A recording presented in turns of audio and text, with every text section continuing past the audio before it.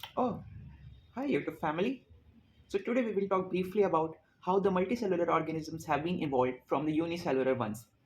So starting from the very basics, we have I think learned about in our biology classes during the ninth standard about the prokaryotes and eukaryotes. So that's very simple that prokaryotes are the unicellular organisms and the eukaryotes are the multicellular organisms. That is the humans because they are multicellular organisms, the animals, the trees, etc.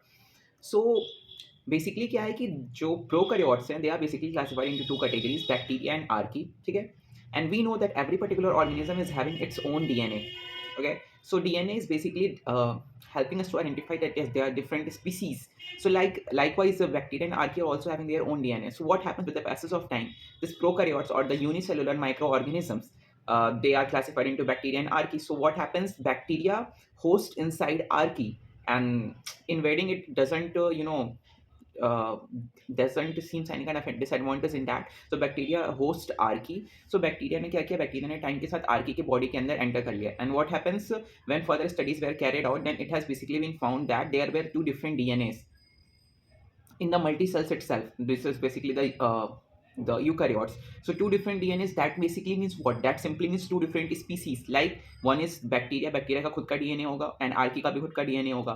तो उसमें पाया गया कि basically जो हमारा cell है जो cell theory में हमने पढ़ा था बायो में I think in 9th standard उसमें हमने पढ़ा था कि सेल जो है उसके अंदर एक माइटोकॉन्ड्रिया होता है which is the power house of the cell which is responsible for all the metabolic activities and synthesising energy.